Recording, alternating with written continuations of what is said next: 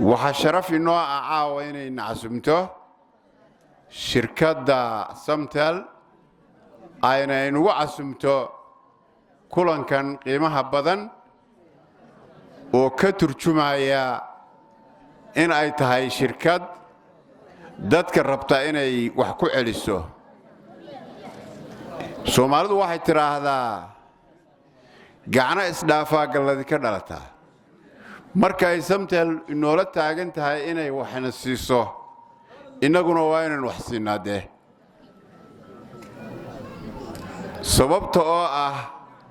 waxa ay naga rabaan iyo waxa aynu ka rabno waa hawl wadareed wada lahaansho inay waxinoo qabanayso waxaynugu soo kordhinayso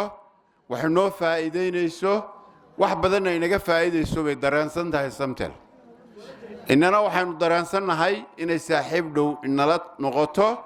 aynu la shaqeyno u faa'iideyno kana faa'iideysano bulshada reer Sanaag dad xadaariyiin weeye dad wax badan og weeye dad wax badan soo kordhin kara weeye dad wax isu miisaami kara weeye arintaas waxaan u baahanahay inay bulshadu ka faa'iideysato inagu intay naga rabaan insha Allah iyo intay nagu soo kordhinayaanba waa faa'iido inagu aynu helayno weeye waxa kale oo farxad inoo ah anu kulli waa kulankii ugu horeeyay oo shirkad bulshada wax ku celinaysa aan ka soo qayb galo sidan oo kale waa markii ugu horeysay waa xafladan oo kale aan ka soo qayb galo insha Allah waxaan rajaynayaa dadka reer Sanaag dadka reer Badhameed inay qayb ka noqon doonaan ama ay qaadan doonaan waxyaalaha muhiimka ah la soo wado hadii ay baahay raali ka noqdo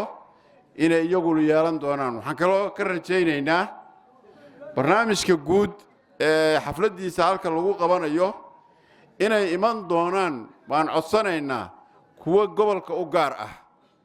oo gobolku isagu keligii ka faa'iideysto aan ahayn barnaamij guud sida kuwan gobolada laga soo qabtay ama caawa loo fadhiyo oo kale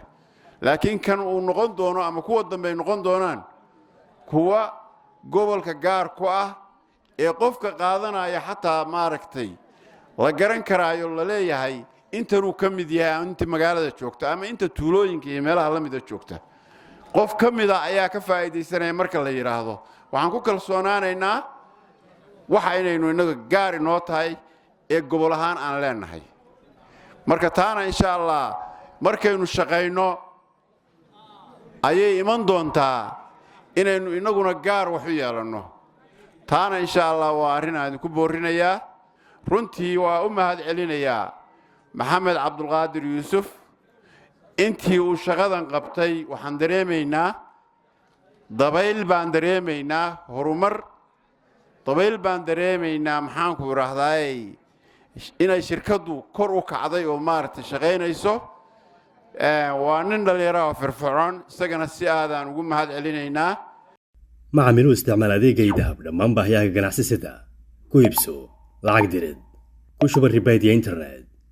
dhammaan wax kasta oo aad isticmaal lacageed uga baahato